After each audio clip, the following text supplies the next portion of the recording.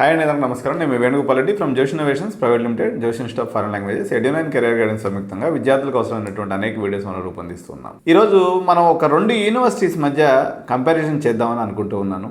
ఈ రెండు యూనివర్సిటీ వచ్చేసి రెండు శంషాబాద్ ఏరియాలో ఉన్నటువంటి యూనివర్సిటీసే. రెండు కూడా దానికే ప్రత్యేకం కానీ బట్ నేను ఈరోజు ఈ కంక్లూజన్ ఒక పాయింట్ ఆఫ్ వ్యూ ఇద్దాం అనుకుంటున్నాను. అమిటీ యూనివర్సిటీ గత సంవత్సరంలో హైదరాబాద్కు వచ్చింది. శంషాబాద్ ఏరియాలో ఎయిర్పోర్ట్కి దగ్గరలో ఉంది. అమిటీ యూనివర్సిటీ ఇన్ఫ్రాస్ట్రక్చర్ అయితే చాలా బాగుంది. ఒక ఇల్లు నీట్గా సర్దితే ఎలా ఉంటుందో అలా నీట్గా సర్ది పెట్టారు. 4 లక్షల రూపాయలు yearly hostel fee, 2 sharing AC మన రూమ్స్ పెట్టారు. ధరించింది. హైదరాబాద్ మార్కెట్లో బీటెక్ క్రేజ్ ఉంటుంది కాబట్టి 4 లక్షల ఫీజు పెట్టారు. అంటే సేమ్ నాకు కొన్ని డౌట్స్ ఉన్నాయి. అమిటీ యూనివర్సిటీ పాయింట్ ఆఫ్ వ్యూలో కొన్ని డౌట్స్ ఉన్నాయి. వీళ్ళు బెంగళూరు ఫీజు కన్నా మన ఫీజు ఎక్కువ. బెంగళూరులో క్యాంపస్ పెట్టి 3-4 ఇయర్స్ అయింది. వీళ్ళది మొహాలీలో మరో క్యాంపస్ ఉంటుంది. సేమ్ లెవెల్ ఆఫ్ ఇన్ఫ్రాస్ట్రక్చర్ ఉంటుంది. 1,75,000 ఫీజు. మన దగ్గరికి వచ్చేసరికి 4 లక్షలు ఎట్లయిందండి? అంటే మన హైదరాబాద్ వాళ్ళ దగ్గర పైసలు ఎక్కువ ఉన్నాయి అనిపిస్తుంది నాకు అట్లా. ఇప్పుడు మణిపాల్, ఎస్ఆర్ఎం ఇవి ఒక type of brands. Amity is a different brand. So వాళ్ళ దగ్గర చాలా రకాలైనటువంటి కోర్సెస్ పెడుతూ ఉంటారు, బాగానే ఉంటుంది. ఇప్పుడు బీబీఏ కూడా చాలామంది అమిటీలో చేరుతుంటారు. నాకేం రిగ్రెట్ లేదు, కానీ కంపారిటివ్లీ హైదరాబాద్ ఫీజెస్ విషయంలో మాత్రం వీళ్ళు చాలా ఎక్కువ ఫీజు పెట్టినట్టుగా స్పష్టంగా కనిపిస్తుంది. అంటే వాళ్ళ యొక్క రిమైనింగ్ ప్రాంతాలలో అమిటీ దాదాపు చాలా రాష్ట్రాల్లో ఉంది, ఒక రకంగా చాలా దేశాలలో కూడా ఉంది. కంఫర్టబుల్ ఫీ స్ట్రక్చర్ పెట్టింది పేరు అమిటీ. చాలా తక్కువ ఫీజు వసూలు చేస్తారు, ఎక్కువ ఫీజులు ఉండవనే దీనికి పేరు. క్వాలిటీ ఆఫ్ ఎడ్యుకేషన్ కూడా ఇప్పుడు మనకి ఇక్కడ హైదరాబాదు మల్లారెడ్డి ఎట్లనో, మల్లారెడ్డి కాకపోయినా ఇంకొంచెం బెటర్ అనుకో, కొంచెం. ఇప్పుడు మల్లారెడ్డిలో 1,50,000 రూపాయలకి సీట్లు ఇచ్చేస్తుంటే 4 లక్షలు పెట్టిండ్రు. 4 లక్షల మందం వాళ్ళ ప్రీవియస్ రికార్డు ఉందా అంటే ఏమో అనుమానమే. బట్ గుడ్ ఇన్ఫ్రాస్ట్రక్చర్ ఉంది, క్యాంపస్లో హాస్టల్ ఫెసిలిటీ ఉంది, కొంచెం విసిరేసినట్టుగా ఉంటుంది. బయటికి పిల్లలు పెద్ద తిరగడానికి ఏం లేదు లొకేషన్. ఇకపోతే సింబయాసిస్ యూనివర్సిటీ, వీళ్ళు సింబయాసిస్ పూణేగా మేనేజ్మెంట్ ఎడ్యుకేషను, లా ఎడ్యుకేషను, బీబీఎస్సీ వీళ్ళు కూడా తోపు తురుంకాన్. ఎన్ఎంఐఎంఎస్ వీళ్ళు ఎప్పుడు కొట్లాడుకుంటూ ఉంటారు మహారాష్ట్రకు సంబంధించినంత వరకు. దేశవ్యాప్తంగా కూడా ఇవి premium management and law colleges. సింబయాసిస్లో ఫీ స్ట్రక్చర్ ఎలా పెట్టుకున్నారు? 3 లక్షలు పెట్టుకున్నారు వీళ్ళు. 50 ఏళ్ళ హిస్టరీ, 100 ఎకరాల క్యాంపస్, భారతదేశంలోనే లాలో బీబీఏలో టాప్ 5 కాలేజ్. వాళ్ళే 3 లక్షలు పెట్టుకుంటే మీదే సేమ్ లొకేషన్ కదా, మీరు 4 లక్షలకి ఎట్లా ఇస్తారు?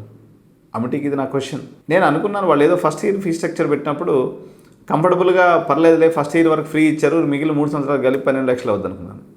ఫస్ట్ ఏమో 95% అన్నారు, దాని తర్వాత 98% ఉంటే ఏంది 98% వాళ్ళు బీ కేటగిరీలో పెట్టుకుంటే సిబిఐటీలో సీట్ వస్తుంది. 98.5% ఉంటే సిబిఐటీలో విఎన్ఆర్లో పెట్టుకుంటే సిఎస్సి ఫ్యామిలీలో ఈసీలో ఏదో దాంట్లో సీట్ వచ్చేస్తుంది. మీ దగ్గరికి ఎందుకు వచ్చి 4 లక్షలు కడతారు? లాజిక్ లేకుండా.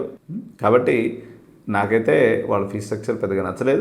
బట్ సింబయాసిస్ నచ్చలేదు అంటే ఫీ స్ట్రక్చర్ దగ్గరే, వేరే పెద్ద గ్రీవెన్స్ లేదు. అంటే సిబిఐటీ లాంటి దాంట్లో ఎన్ఆర్ఐకి ఉన్నటువంటి ఫీ స్ట్రక్చర్ పెట్టదగినటువంటి స్థాయి హైదరాబాద్లో ఉన్నటువంటి అమిటీ లేదన్నది నా ఉద్దేశం. మేబీ వాళ్ళు నోయిడా క్యాంపస్కి ఉంటే ఉండొచ్చు.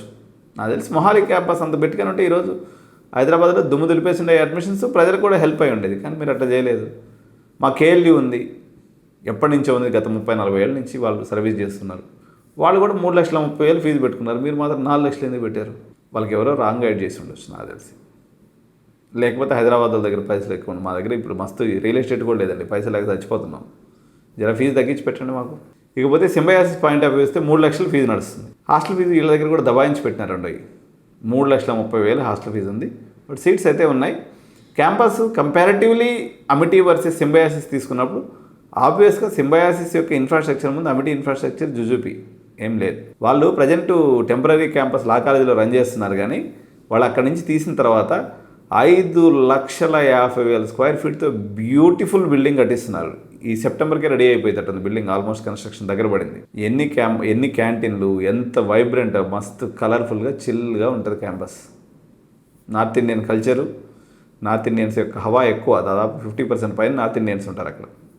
మనం హైదరాబాద్లో ఉన్నామా అనిపిస్తుంది సింబయాసిస్కి పోయి చూస్తే. చూడండి ఒకసారి మీరు కంపారిజన్గా అమిటీకి పోయేటువంటి పేరెంట్స్ అమిటీని చూడండి, సింబయాసిస్ని కూడా చూడండి. డెసిషన్ మీదే, అంతే కదా.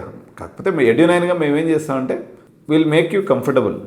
మీకు ఎక్కడ ఏముందనేది చెప్పడమే ఎడ్యునైన్ యొక్క సందేశం తప్ప ఆ కాలేజీలోనే ఏ కాలేజీలో తీసుకోవచ్చు. మాది కన్సల్టెన్సీ రోల్లో మేము అమిటీకి కూడా అడ్మిషన్ చేస్తాం, సింబయాసికి కూడా చేస్తాం. ఇద్దరు మిత్రులే. కానీ నాకు అందరికన్నా దగ్గర మిత్రులు ఎవరు? నా యొక్క వ్యూయర్స్, నా యొక్క క్లయింట్స్. కాబట్టి ఉన్న వాస్తవాన్ని మీ ముందు ప్రజెంట్ చేసిన.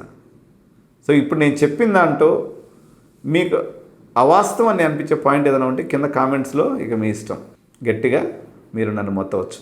బట్ ఇదైతే రియాలిటీ. అమిటీ వాళ్ళు డెఫినెట్గా ఫీజులు తగ్గించాల్సినటువంటి అవసరం ఉంది. సింబయాసిస్ ఆప్టిమమ్ ఫీజు అయితే పెట్టుకున్నారు 3 lakhs. వాళ్ళకి ఆ లెగసీ ఉంది, ఆ సిస్టమేటిక్ ఉంది. ప్లస్ ఇంటేక్ కూడా జస్ట్ 350, 380.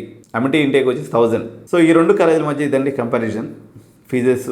మరి ఫ్యాకల్టీ పాయింట్ ఆఫ్ వ్యూ కూడా ఒకసారి చూడాలి. సింబయాసిస్లో 7th pay స్కేల్స్ ఇస్తారు. అంటే లోయెస్ట్ ఫ్యాకల్టీ శాలరీ 1,30,000. మరి అమిటీ వాళ్ళు కూడా చూడాలి. మరి మీరు సింబయాసిస్తో పోటీపడి సింబయాసిస్ కన్నా 4 లక్షలు ఎక్కువ ఫీజు పెట్టుకున్నారు కాబట్టి మీరు 8th pay స్కేల్స్ అన్న ఇవ్వాలి. మరి ఇస్తారా లేదా?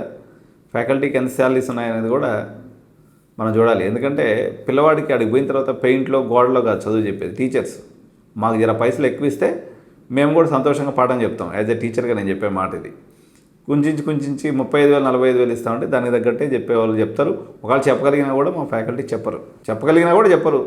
ఆడిచ్చే 40,000కి చెప్పేది చాలు అనుకుంటారు. కాబట్టి మీ యొక్క అడ్మిషన్ ఆఫీసరు ఎక్కడైనా అందమైన అమ్మాయిలను పెడతారు, లేకపోతే మంచి బ్యూటిఫుల్ ఫ్రంట్ ఆఫీస్ పెడతారులే. కానీ లోపల పోయిన తర్వాత పాఠం చెప్పేది టీచరే. కాబట్టి జర మంచి టీచర్స్ ఉండి, మంచి టీచర్స్ అంటే వాళ్ళు మంచిగా పే చేస్తే మంచి టీచర్స్ దొరుకుతారు. మహీంద్రా యూనివర్సిటీ ఉంది, 7th pay స్కేల్స్ ఇస్తారు. గీతాంజలి 7th pay ఇస్తుంది.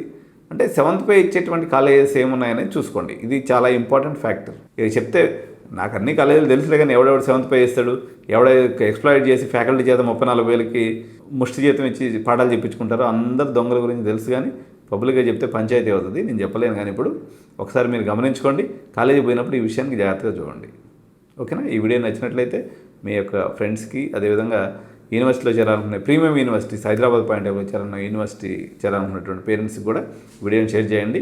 తప్పకుండా ఛానల్ సబ్స్క్రైబ్ చేయడం మర్చిపోవద్దు. ఇలాంటి అనేక ఇంట్రెస్టింగ్ వీడియోస్ మీకు చాలా సరళమైన భాషలో ఎడ్యునైన్ ఎప్పటికప్పుడు అందిస్తూ ఉంటుంది. Thank you so much. జై హింద్, జై భారత్.